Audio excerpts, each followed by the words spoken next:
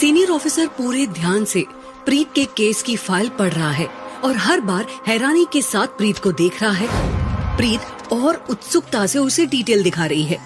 करीब 2-3 घंटे तक फाइल देखकर सीनियर ऑफिसर को एक नाम याद आता है। सीनियर ऑफिसर कहता है, दिल्ली में एक जांबाज ऑफिसर है जिसका नाम है सूर्य प्रताप सिंह। अभी हाल ही में उन्हें अपनी बहादुरी के लिए वीरता पुरस्कार मिला है और भी कई मेडल उन्हें मिल चुके हैं, जिसमें उन्होंने कई खतरनाक किलर्स का सामना किया है और उन्हें जेल की हवा खिलाई है। प्रीत उत्सुकता से पूछती है, फिर तो वो बहुत सीनियर होंगे। तभी ऑफिसर कहते हैं, दिखने में तुम्हें यंग और साधारण दिखेंगे, पर उनकी सोच और तेज दिमाग के आगे कोई नहीं ठहर सकता। मैं मिला था उनसे लास्ट टाइम। बड़े प्रेमी स्वभाव के हैं, पर जब बात केस की हो तो उनसे ज्यादा खड़ूस कोई नहीं। तो मैं इस केस के बारे में उनसे बात करूंगा और अगर उन्हें फाइल देखते ही कोई क्लू मिलता है तो तुम्हें तैयार रहना होगा। प्रीत ये सब सुनकर बड़ी खुश हो जाती है और मन ही मन कहती है कि अब मुझे इस केस को सुलझाने और उस विधायक को जेल पहुंचाने से कोई नहीं रोक सकता। आखिर कब तक बचे रहोगे विधायक साहब? प्रीत अब जल्द से जल्द दिल्ली जाने की प्लानिंग करती है। जहां एक तरफ प्रीत अरण्यग्राम से दिल्ली जाने की तैयारी कर रही है, तो वहीं दूसरी तरफ रुद्र और शौर्य भवानीपुर के जंगलों में बने उस टीले के पास हैं, जहां वो तेज हवा से बचते बचाते सीधे खड़े होने की कोशिश करते हैं और फिर उस नक्शे को समझने की कोशिश करते हैं। रुद्र कहता है कि ये चारों ओर से खुला हुआ क्यों है, जैसे नदियां आगे बह रही हों। तभी तपाक से शौर्य कहता है, अरे रुद्र, नदियां कभी इस तरह नहीं बहती, इसका कोई ना कोई सोर्स दिखाई देना चाहिए। अब इस नक्शे में से तो ये लाइन कमरों से निकल रही है, तो क्या कमरों में से नदी बहेगी? तभी रुद्र मजाकिया लहजे में कहता है, अरे वाह आर्किटेक्ट बाबू, अगर आपको इतना ही पता है तो आप ही बता दीजिए कि ये किसका नक्शा है और कहाँ को जाता है। तब शौर्य अपने कॉलेज के दिनों को याद करने लग जाता है और कहता है, अरे क्या बताएं हमारी दुख भरी दास्तां, आर्किटेक्ट बोलकर तुमने तो इमोशनल कर दिया। शौर्य गहरी सांस लेता है और कहता है, वो भी क्या दिन थे, अगर पापा हाँ कर देते तो आज मैं आर्किटेक्ट होता। शौर्य उदास हो जाता है।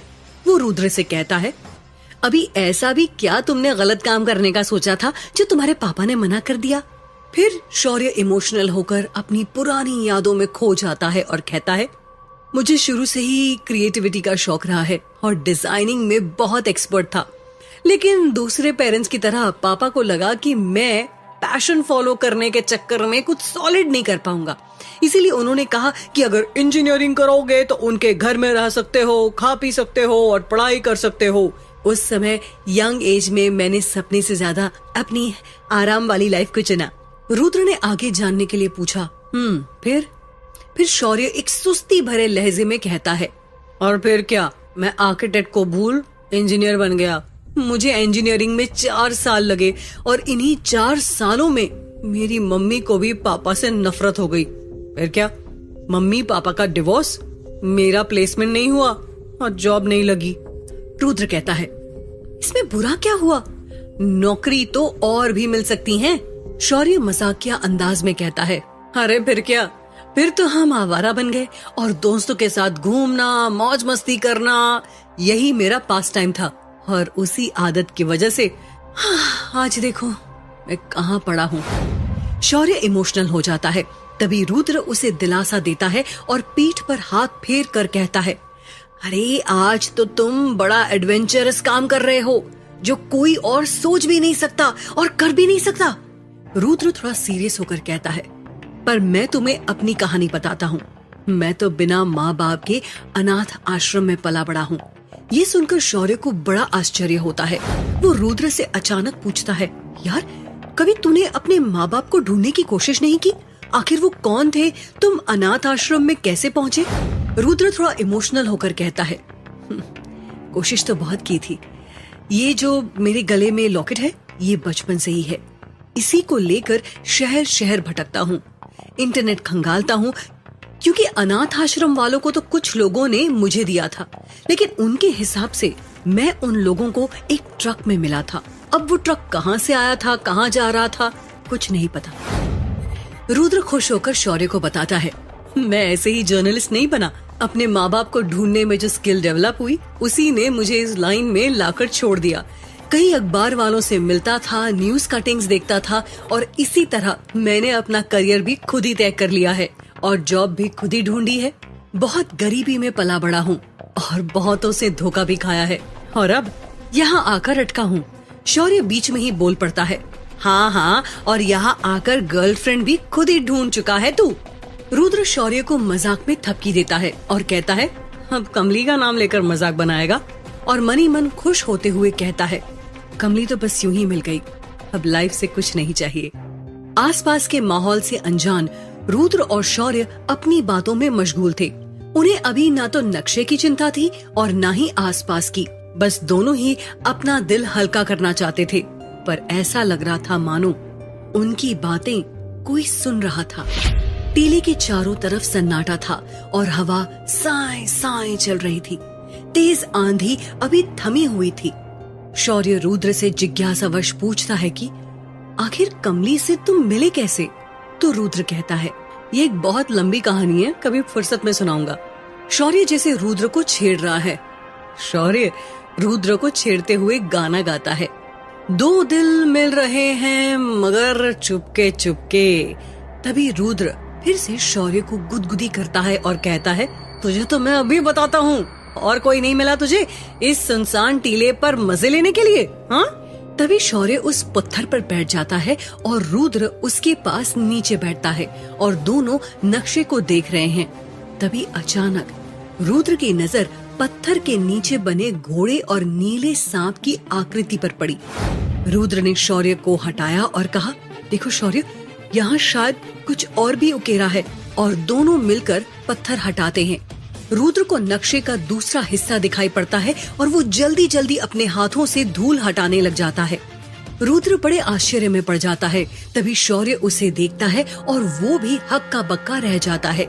शौर्य कहता है, आखिर इतना भारी पत्थर यहाँ आया कैसे? किसने रखा है? तभी रुद्र वहाँ की धूल हटाता है और कहता है, ये नक्शा केवल इतना सा नहीं है, ये हमारी सोच से कहीं ज्यादा बड़ा है और पूरे टीले पर ही उकेरा गया है। आखिर इतना बड़ा नक्शा किस जगह का है? दोनों हैरत में पड़ जाते हैं। फिर अचानक दोनों आसमान में देखते हैं और उन्हें अंदेशा हो जाता है कि अब रात होने को है। दोनों घबरा जाते हैं और रुद्र तुरंत इसकी फोटो लेने लग जाता है। रुद्र घबराहट में कहता है, हमें अब जल्दी करनी चाहिए।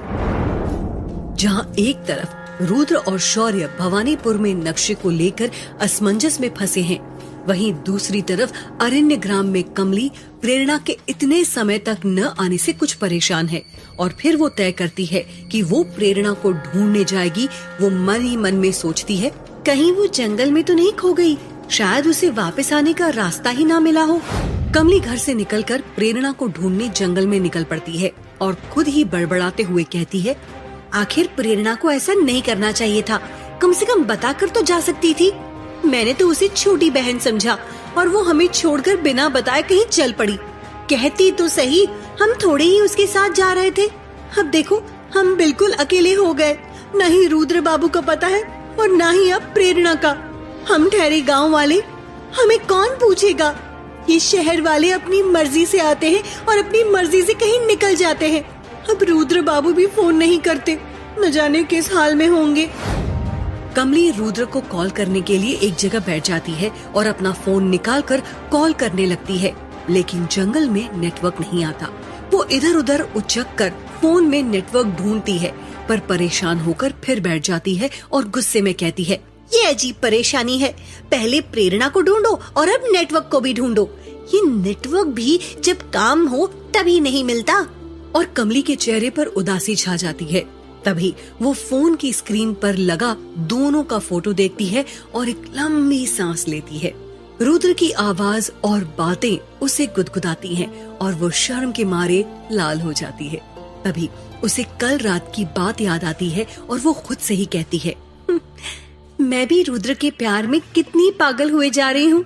अब हर कोई रुद्र दिखाई देने लगा है, शायद इसी को प्यार कहते हैं। कमली ये सब सोचकर मनी मन मुस्कुरा रही है। तभी उसे झाड़ी में से कोई सरसराहट महसूस होती है। कमली घबराकर उठ जाती है और चारों ओर देखने लगती है। कमली चिल्लाती है, कौन है वहां? बाहर आ, कौन है? तभी कमली जंगल में इधर उधर झांक रही होती है और एक सांप उसके पैरों पर से गुजरता है। कमली जोर से चिल्लाती है, फिर बेहोश हो जाती है। तभी जंगल में भयानक चिल्लाने की आवाज आती है। आसपास के सभी पंछी जोर से चीखने चिल्लाने लगते हैं। कुछ देर तक यही भयावह आवाजें आ रही हैं। कमली अब बेहोश पड़ी है। तभी जोरदार बारिश शुरू हो जाती है और कुछ ही पल में सभी आवाजें बंद हो जाती हैं और कमली घबराहट के साथ उठ जाती है और आसपास देखकर वहां से भागने लगती है। भागते हुए रास्ते में वही सांप दिखाई देता है। वो चौंक कर रुक जाती है, लेकिन अब की बार वो सांप मरा हुआ था।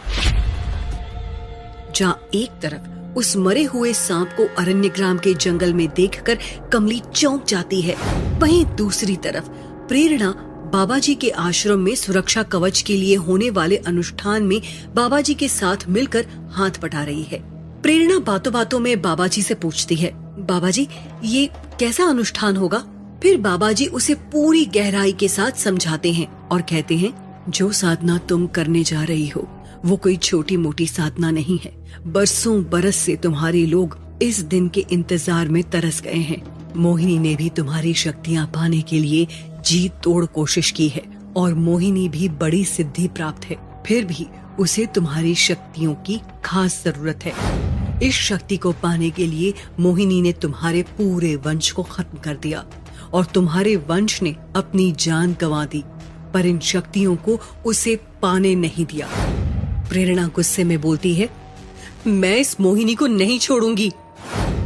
बाबा जी फिर कहते हैं, यही नहीं, और भी कई नकारात्मक शक्तियां हैं जो इस पवित्र ताकत पर कब्जा करना चाहती हैं और इसे गलत कामों के लिए इस्तेमाल करना चाहती हैं।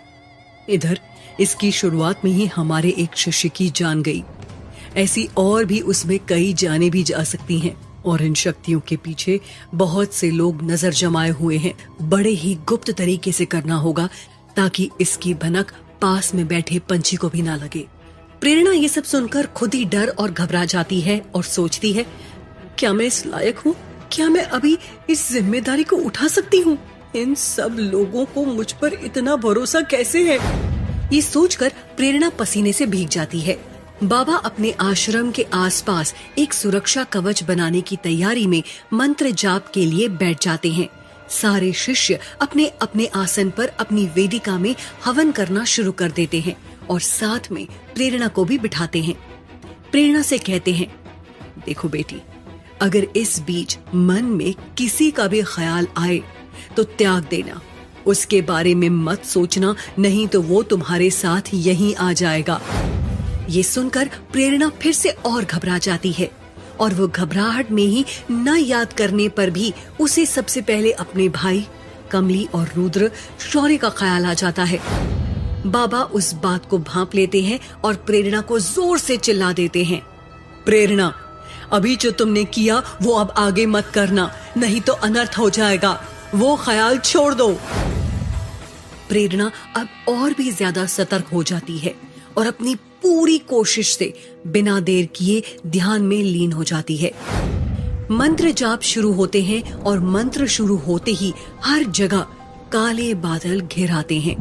बड़े जोर जोर से बादल गरजते हैं और बिजली चमकने लग जाती है। सब डरे हुए होते हैं और मंत्र जाप को और भी तेज कर देते हैं। धीरे धीरे प्रेरणा और बाबा जी का आसन हिलने लग जाता है और बाबा जी कांपने लग जाते हैं और जैसे ही उनकी आवाज डगमगाती है, शिष्य पीछे से अपनी आवाज तेज कर लेते हैं।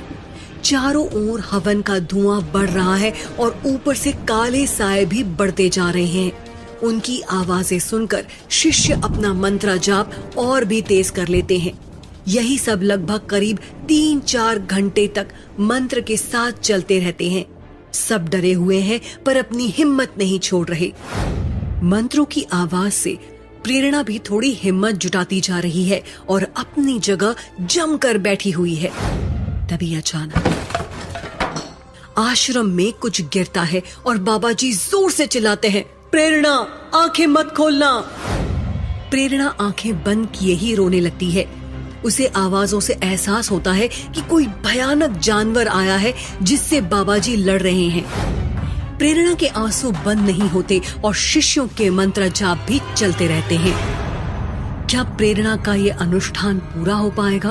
क्या प्रेरणा कमली से फिर मिल पाएगी? जानने के लिए सुनते रहिए मोहिनी, सिर्फ पॉकेट FM पर।